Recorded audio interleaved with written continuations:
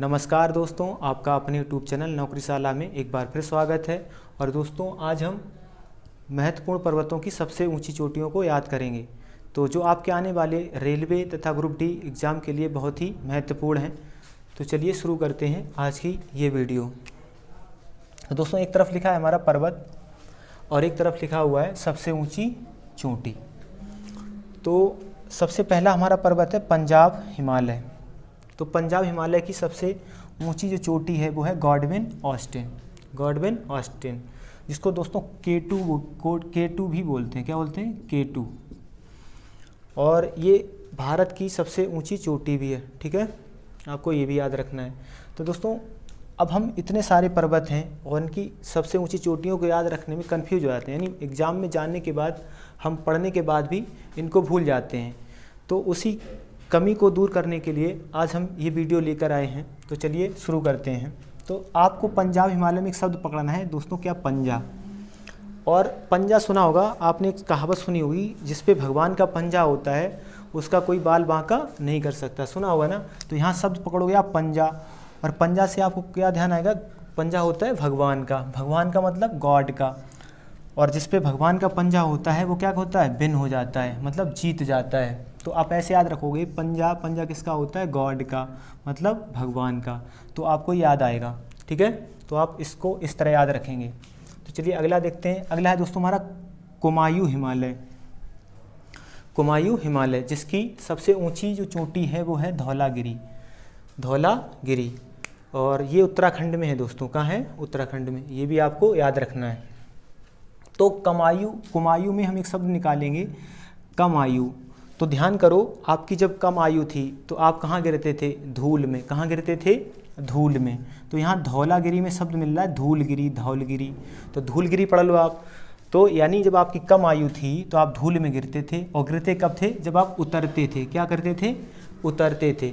जब कम आयु के थे तो धूल में उतरते थे। कहने का मतलब है कम आयु में हम धूल में गिरते थे। तो गिरते थे मतलब उतरते थे। तो आप उत्तराखंड भी याद रहेगा आपको। तो चलिए अगला देखते हैं दोस्तों। अगला है हमारा नेपाल हिमालय।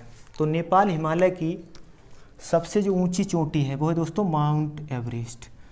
और ये दोस्तों विश्व की सबसे ऊंची चोटी भी है, आपको ये भी याद रखना है।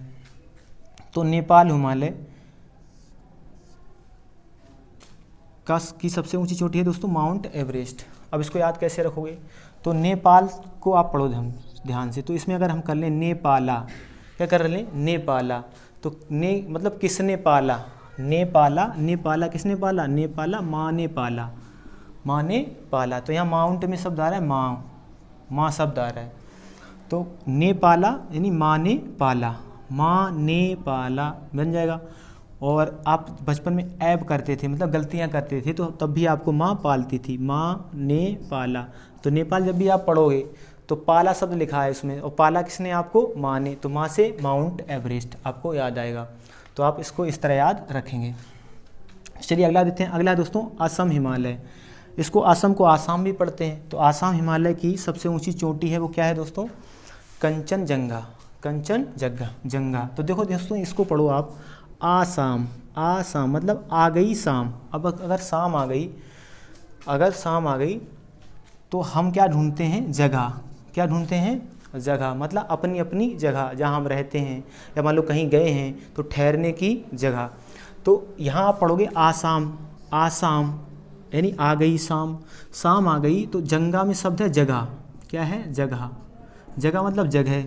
और जगह हम ढूंढते हैं कब? शाम को ही। कहीं ठहरना हो, मतलब बाहर भी गई हैं तब भी हम जगह ही ढूंढते हैं। कहीं रूम लेते हैं रेंट पे तो जगह ही ढूंढते हैं। ठीक है, तो ठहरने की जगह। आ गई शाम तो जगह ढूंढते हैं। तो कंचनजंगा आपको याद आएगा। ठीक है, अगला है दोस्तों नीलगिरी पर्वत। क्या है?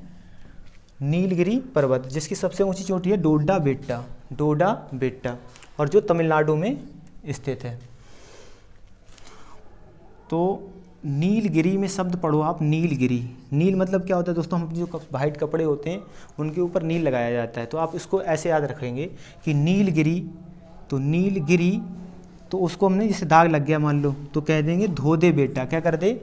धो दे बेटा मतलब डोडो बेटा निकलेगा।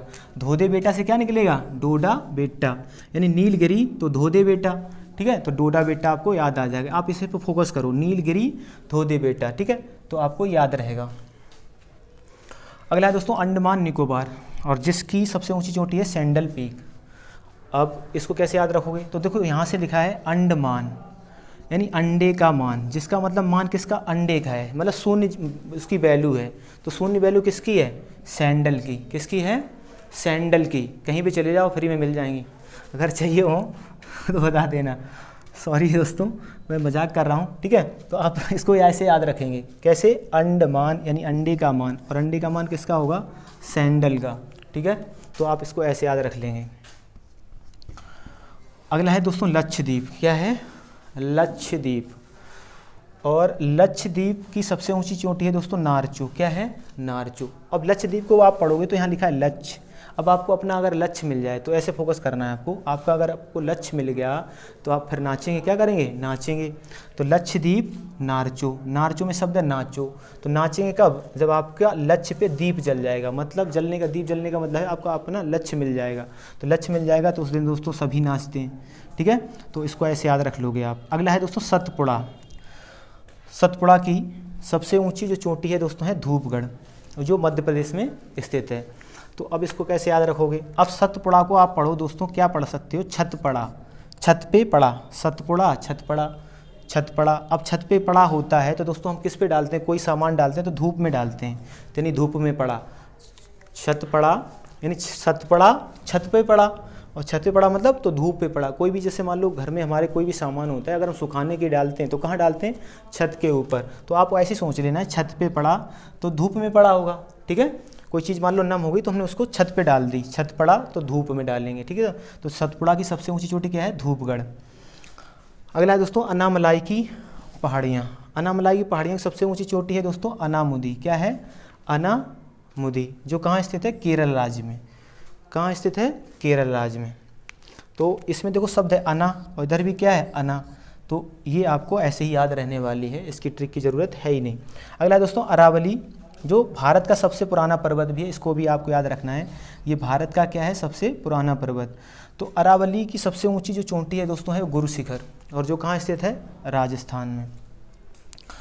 तो ऐसे अगर इसका स्थान याद रखना, गुरु शिखर कहाँ स्थित है, तो गुरु शिखर, गुरु सीख देते थे किसके यहाँ, राजा महाराजा के यहाँ। सबके गुरु होते थे तो उनको वो सीख देते थे, किसको, राजा के स्थान पर जाके गुरु क्या देते थे, सीख। तो ऐसे याद रहेगा राजस्थान। और ये अरावली पर्वत की सबसे ऊंची चोटी, ये कैसे याद रहेगा, तो यहाँ देखो, यहाँ लिखा है अरावली में शब्द बलि, और यहाँ लिखा है गुरु, गुरु से सीखा कुछ, और गुरु से सीखा तो गुरु क्या लेते थे, पहले बलि लेते थे। बलि लेने का मतलब ये है दोस्तों, जैसे एक एकलव्य हुआ था, एकलव्य से हुआ था द्रोणाचार्य का, तो उन्होंने उसका अंगूठा कटवा लिया था, यानी अंगूठा दान में ले लिया था, किसमें, दक्षिणा में, गुरु दक्षिणा में। तो आप ऐसे याद रखोगे, अच्छा बलि किसने ली थी, गुरु ने, तो गुरु शिखर किसका हो जाएगा, यानी गुरु से किसी ने सीख ली तो गुरु ने क्या ली, बलि। तो अरावली पर्वत की सबसे ऊंची चोटी क्या है दोस्तों, गुरु शिखर, और ये राजस्थान में स्थित है, ठीक है। तो दोस्तों आज के लिए इतना ही। आई होप आपको वीडियो पसंद आया होगा, और दोस्तों यदि आपको ये पसंद आया तो इसको ज़्यादा से ज़्यादा शेयर करें, और ताकि मैं ऐसे और भी वीडियो लाऊं। तो आप जितना ज़्यादा इसको शेयर करेंगे उतनी ही अच्छी अच्छी वीडियो आने वाली हैं, लेकिन आप शेयर नहीं करेंगे तो शायद मैं ये काम नहीं कर पाऊँ। तो यदि आप चाहते हैं कि हम और वीडियो डालें तो आप इसको ज़्यादा से ज़्यादा शेयर करें, और चैनल को सब्सक्राइब भी करें यदि आपने नहीं किया है। तो आज के लिए इतना ही, मिलते हैं अगले वीडियो में, तब तक के लिए जय हिंद, जय भारत।